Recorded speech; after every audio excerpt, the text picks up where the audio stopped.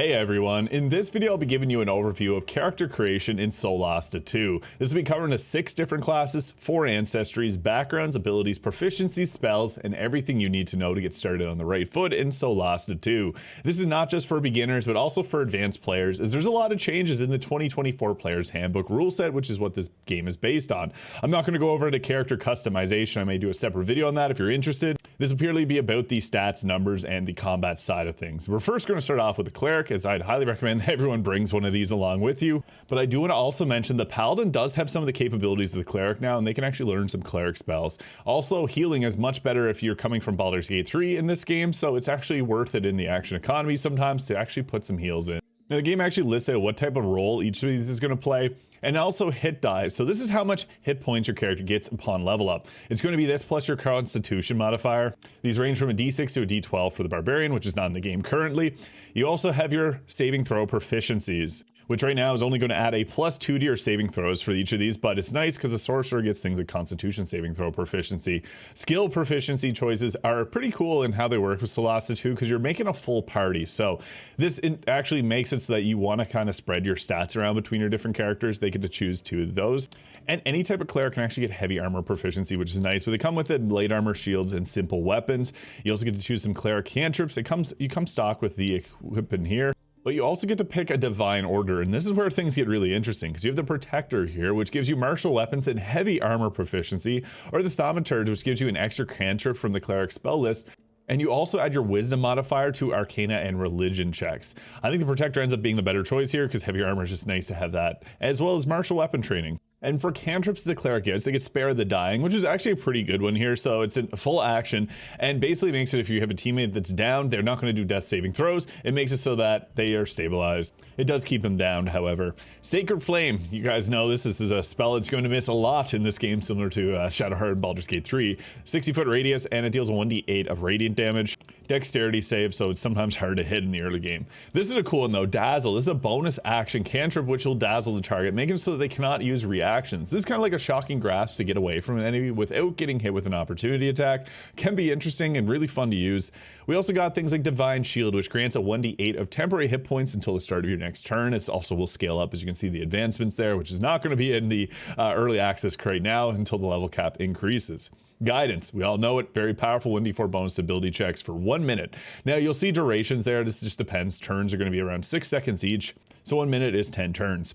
We also have the Holy Conduit. This is a fun new one. So on hit, it does a 1d6 of radiant damage, and then any target within 5 feet of it will also take a 1d4 of radiant damage. This is a Constitution save. This is cool. It's giving you a little bit of chain damage, area of effect wise. You got the Light Cantrip, which will create a bright light in an area of effect for 20 feet radius. And there's also Resistance, which has changed now to now do a 1d4 less damage of a damage type of your choosing.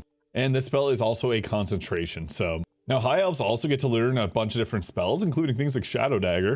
I love the icons for these spells. Bane, a level 1 spell that you can choose, gives a 1d4 penalty to the target's saving throws and attack rolls, and it's a charisma save. There's Bless, which is still extremely powerful, and I highly recommend grabbing this because it is seriously so good in this game. Adding a 1d4 to attack rolls in the early game when you're missing a lot of attacks is just so valuable, and it also boosts up your saving throws by the same amount, keeping your team alive. Pretty much you always want to have this on in this game.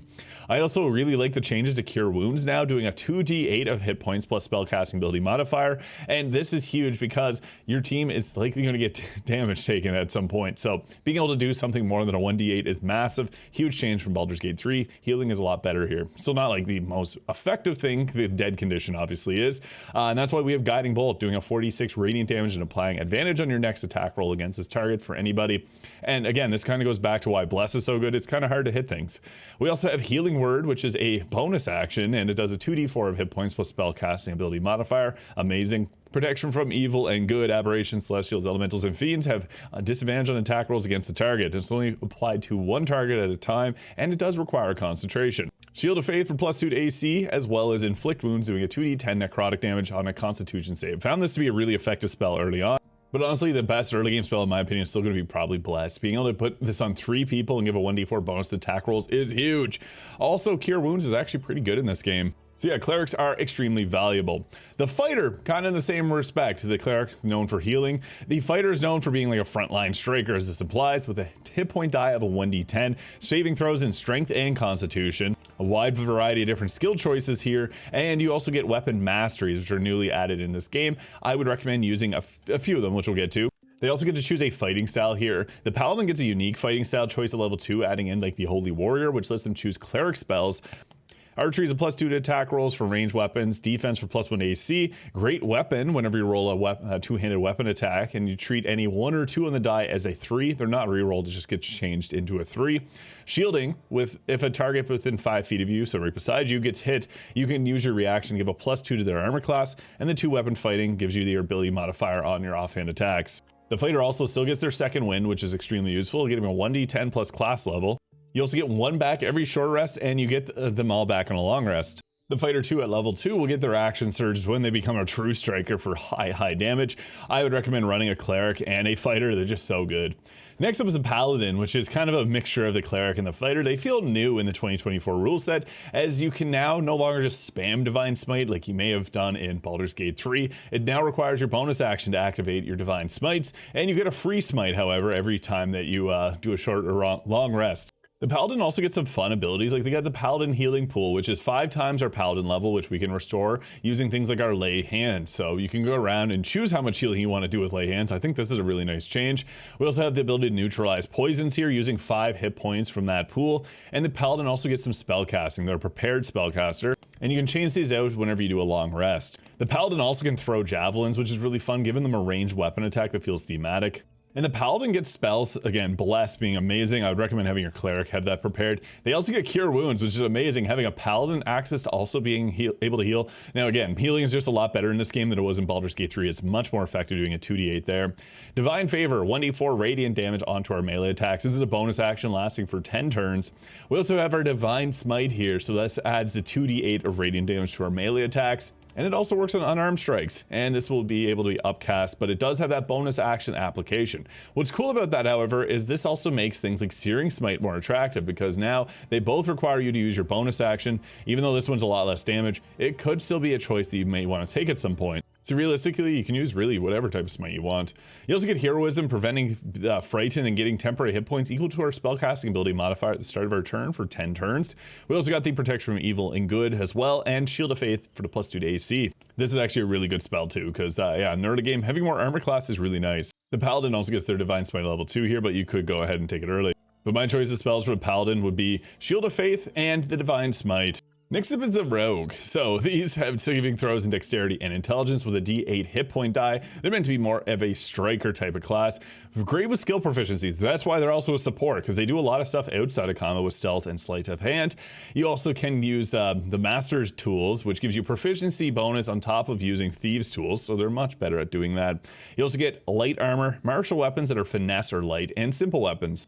But the big, obviously, thing about a rogue is sneak attacks, which if you have a ranged or a finesse weapon and have advantage, or if a friendly creature is next to the enemy, you can do a sneak attack dealing additional damage. There's also languages in this game, which we're going to get to in Ancestry section, but this one gives you the Thieves' Cant. Now, the two spellcasters we have in early access are the Sorcerer and the Wizard. The Sorcerer is the only complex advanced class that we have.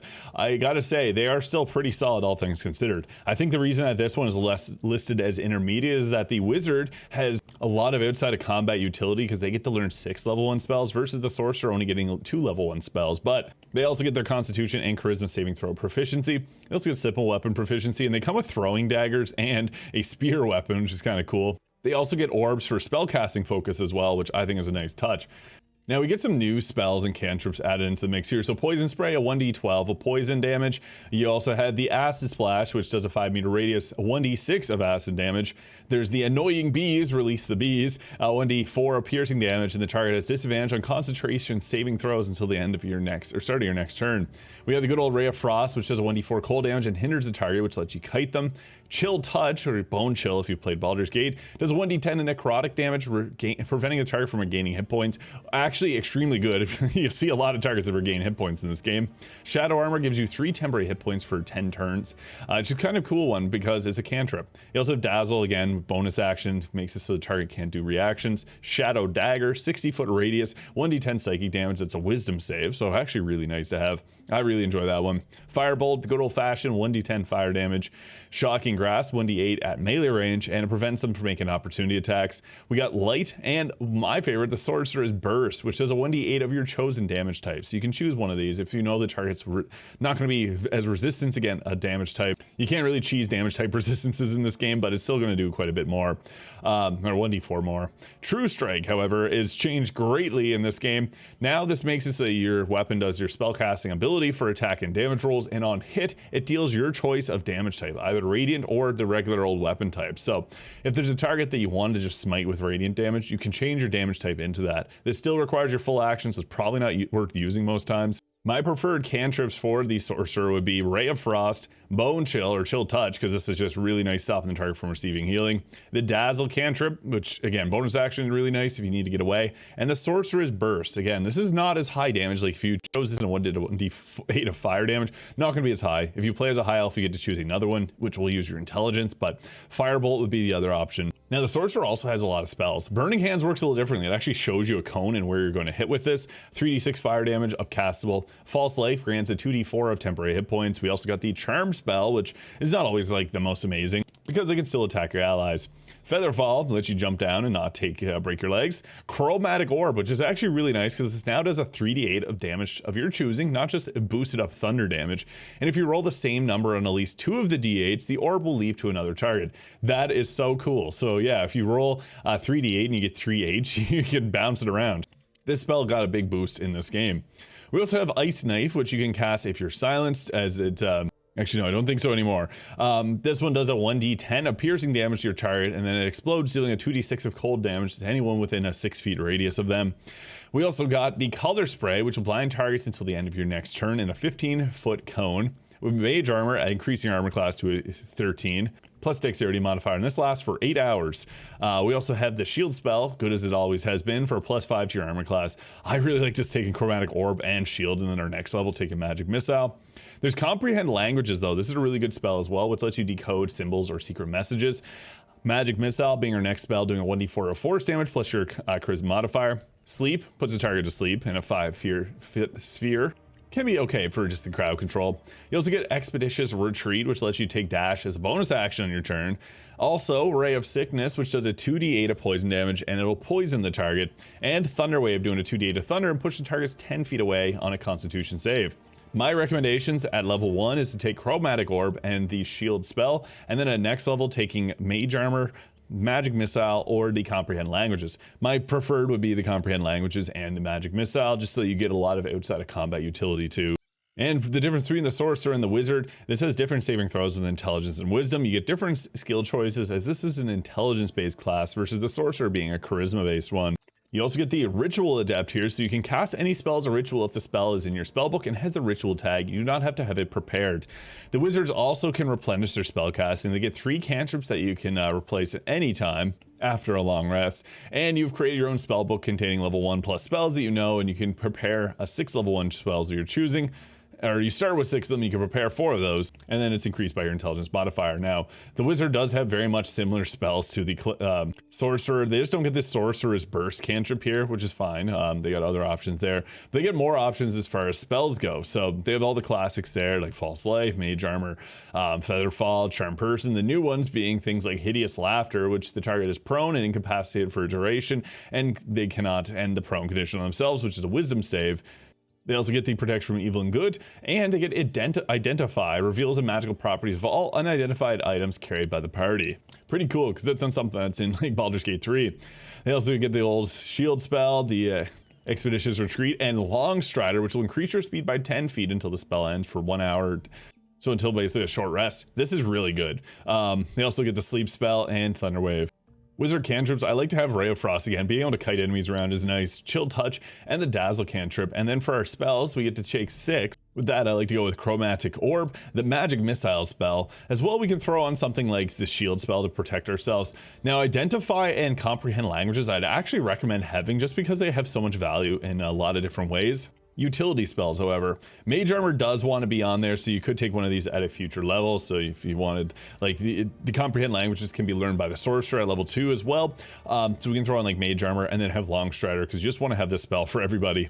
Yeah, there's a lot between the different classes there. I will be doing future builds and different discussions on these, so you can stay tuned for all that. Subscribe if you're interested. We're going to go into the Ancestries now, because these do play actually quite a huge role, as there's so many different changes from if you're used to like Baldur's Gate 3 or a tabletop experience. So humans, they get the old 30-foot speed. Everybody's going to get that same speed, although you can get some that are going to be increased. I think that's a nice change because it doesn't dissuade you from using some of the shorties or short races. Humans also get the resourceful heroic inspiration whenever they finish a long rest. So if you fail an attack or a saving throw, you can use your heroic inspiration to re-roll that die and use the new result. You also get the skillful here, which lets you choose one skill of your choice, and versatile, which gains an origin feat of your choosing. As well, you get to choose one extra proficiency. They get the common languages here, and when we look at our proficiencies, the human ancestry gives us an additional choice here, so we can get an additional one. We get to take 2 languages, so there's Elvish, Dwarvish, Halfling, Draconic, Orc, Giant, Goblin, and Gnomish. This is something that I'm still figuring out which of these is like the best choice. Pick whatever flavor sounds great. Spread them out between your team though, because each character gets to choose their own dialogue, so it makes sense to have at least each character taking 2. And with the versatile here, you actually get this on our Ancestry page. So this lets you take the Magic Initiate Cleric, which will give you 2 Cleric Cantrips and 1 Cleric spell. Magic Initiate Wizard, which gives 2 Wizard Cantrips and a Wizard spell. The Quick, which is going to increase your movement speed by 3 feet, or 5 feet, which I mentioned is one of the ways we can increase this. Opportunity attacks will have disadvantage against us. We also have the Ready for War, giving us proficiency in light armor, shields, and martial weapons. Robust, which your hit point maximum increases by an amount equal to your character level when you gain this feat. This one's kind of cool because it gives you basically every level you get 1 additional hit point. You also get natural healing whenever you use a die to regain hit points. You roll twice and keep the highest result. And you also get hard to kill. If you become stable or unconscious at 0 hit points, you immediately will regain 1. There's a good old-fashioned Savage Attacker, which once per turn when you hit a target with a weapon, you can re-roll it and use the best damage result. Amazing. Only once per turn, however. Skill proficiency lets you learn 3 skills or tools of your choice, so this is further enhancing our character if you want to roll with that. And the vigilant, sharp senses gain proficiency in persuasion or perception. If you're already proficient, you get expertise. And being surprised does not give you disadvantage on your initiative roll. And this game actually uses a d20 initiative die. Quick is just such a good one. Ready for War is interesting, giving a martial weapon training to any character you may want. And Savage Attacker, getting that at level 1 is just awesome to see. So yeah, the human is much better than it was in previous games.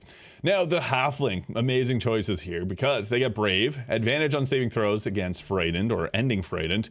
They also can move through small places with the Halfling Nimbleness. They get the old Halfling's Luck. This is amazing. So when you roll a 1 on a d20 test, you can re-roll the die and you must use the new result. This is crazy because if you get a critical miss, it's turning that into something that's probably not a critical miss, statistically speaking. This is really good. And this is the reason the Halfling is so good in Baldur's Gate 3 too. Give them a chance. We also have the naturally stealthy. You can take the hide action even when you're obscured by only a creature that is at least 1 size larger than you. So yeah, Halfling's Luck's amazing. The Elf, this has dark vision here up to 60 meters distance, or 60 feet, I believe. Yeah, 60 feet. We also have the Fey Ancestry. You have advantage on saving throws to end the charm or avoid the charm condition. Keen Senses, proficiency in insight, perception, and survival. And Trance, magic cannot put you to sleep and you remain conscious during long rests, which you may notice if you play Baldur's Gate. So languages, you get common languages, and the Elven Lineage. This is your choice between the High Elf, which will give you the Firebolt cantrip, and whenever you finish a long rest, you can swap that out, but it's going to start off with Firebolt. You also then at level 3 get Longstrider and Misty Step at level 5. That is really good. The High Elf, it don't have Boom and Blade, but it do have a lot of great stuff. I also really like the Sylvan Elf. This increases our movement speed to 35 meters, and you get the Venomous Spike cantrip, which does a 1d6 of piercing plus a 1d4 of poison damage. This is really nice. So yeah, increased movement speed is always beneficial to anybody. Finally, we got the Dwarf, which also has that 60-foot distance in the ability to see in the dark. Dwarven Resilience gives resistance to poison damage and advantage on saving throws to end or avoid the poison condition. You also get Dwarven Toughness, which gives you an increased maximum hit point by 1 and 1 every time you level up, alongside the Stone Cutting ability. So you gain Tremor Sense for 10 minutes. You can pinpoint the location of any creatures within 60 feet, provided that they're all in contact with a stone. So you can reach through the stones to see where they're at, and you can use this bonus action a number of times equals your proficiency bonus. This is really cool. So I would recommend having your full party. I have 1 of each of the characters here. It just rounds things out really nicely because the elf is going to give you different proficiencies. And when it comes to languages, I would recommend having a nice split between all of them as mentioned. Now, the backgrounds actually add a lot to the game. This is one of the harder parts because they impact your character a lot more than you'd imagine. I'm going to go through all of them here, starting with the academics. So these allow you to improve a particular ability score. This one being dexterity, constitution, and wisdom. You can put 3 points into these stats. One of them can get 2 and one of them can get 1. It's kind of similar to Baldur's Gate 3's +1/+2 stats. However, you pick a background, it's going to be applied only to those. There's also a personality that can match these. There's a few different like lore ways that you can pair these up. So get creative with this, but it does have recommendations to make this make sense.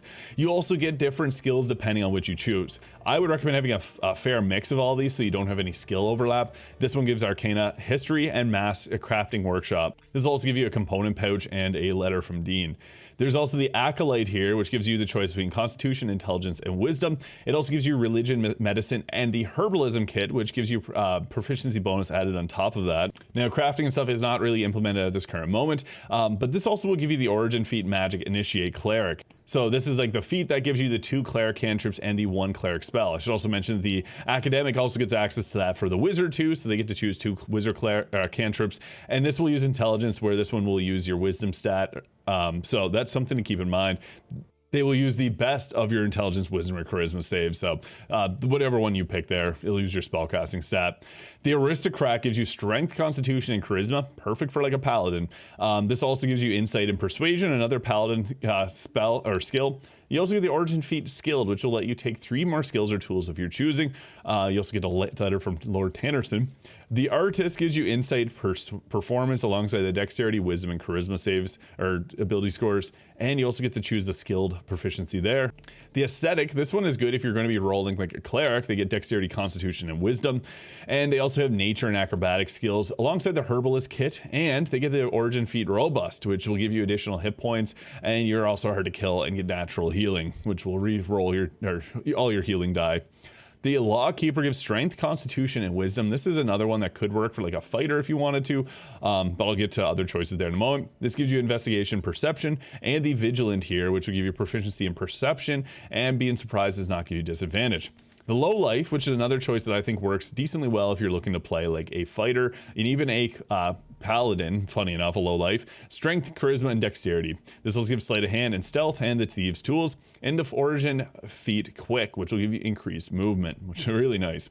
The Occultist here gives you Dexterity, Constitution, and Charisma, making this a solid choice if you wanted to play as a Sorcerer. This also gives Medicine, Deception, and a Scroll Kit, giving you proficiency bonus on top of scrolls, and the Magic Initiate Wizard, letting you choose 2 Cleric or 2 Cantrips and 1 spell. This is great again on a Sorcerer because they don't always get the most amount of spells. This will open things up.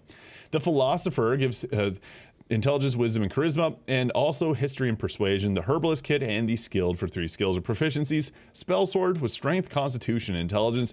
This is another choice you could throw on like a fighter, and even something like a Wizard with the Constitution and Intelligence. This will give Intimidation, Athletics, and the Origin Feat Ready for War, giving you Martial Weapon, Light Armor, and Shield proficiency.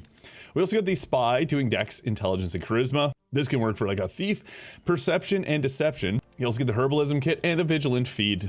And the last one we got is the Wanderer, giving Strength, Dexterity, and Constitution. This works on really anyone because it also gives Savage Attacker.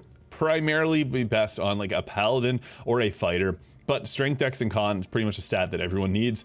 Animal Handling, Survival, and the Herbalism Kit. And again, picking a background is going to impact the ability scores you're able to put a +2 to. You can even put a +1 to all 3 of these if you want. It's something a little different than Baldur's Gate. So let's quickly go through some archetypes here. Like if you wanted to play as a fighter, I'd recommend, if depending on the way you like to play, defense is always going to be a good choice. If you want to play as more of a protector, then the shield one is great to choose.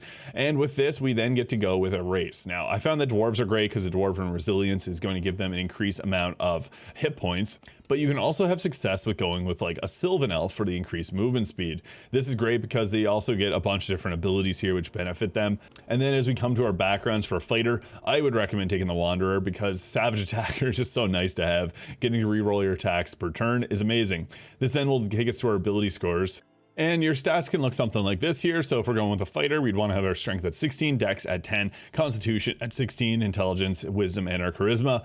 Now this is with our abilities here, adding a +1 to our strength and a +1 to our constitution here. You could alternatively put another point into like your strength if you want to take it up even higher and then use like something else later on to boost up even further. It's tough though, because going with this, you'll always have a stat deficiency here at somewhere. So you may want to reduce some of your stats and put points elsewhere, like even taking a reduction to your charisma modifier to boost up your wisdom modifier could be nice. So you can roll with something like that there. And then we also get to choose the skills there. So things like athletics are nice because this will give a check for climbing, jumping, or swimming. Big change here is that acrobatics is now the one that prevents you from getting shoved, whereas athletics previously used to be. You also get the intimidation, persuasion, perception, survival, acrobatics, insight, history, and animal handling choices here. I like to have the athletics, and just remember that you want to be focusing on the stats that you're best at. So things like perception could actually be okay on this character. My charisma character would be one that wants that persuasion, because when you get to combat, they're going to have all your characters there. Now, weapon masteries are really nice because they give you different types of attacks. So you can see if you miss over, like Great Axe gives you a cleave attack. Great Sword gives you a graze. So if your attack misses, you can deal damage to the target equal to your ability modifier. Really awesome. I personally like to go with the long sword here. This gives you sap, which will give the target disadvantage to this next attack roll, which is amazing. And if you're going with a fighter, you want to have something like the long bow as well. So this will give the slow, which will reduce the target's movement speed. Alternatively, you could throw in the spear because the spears can sap as well. And even the javelin's pretty fun because they also have the slow ability too. So I would recommend having the long sword, long bow, and I like great sword as well for the 3 weapons. But this is personal preference. I'm going to know more obviously as we get further into the items and the early access, but that'd be for a fighter. And there's our final stats with 16 strength, 12 dex, 16 constitution, 10 intelligence, 12 wisdom. You can also put those points back in charisma. So boom, we got a character.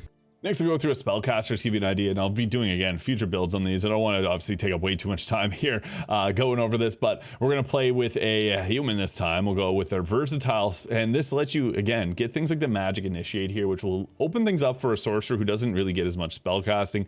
Although you could go with something like the quick, which will give you increased movement speed, and so that you don't get hit with opportunity attacks. With normal, it'll be disadvantaged. So between those two there, you can also get the magic initiate from another way. So quick can be pretty nice. The extra movement speed on a spellcaster is really good.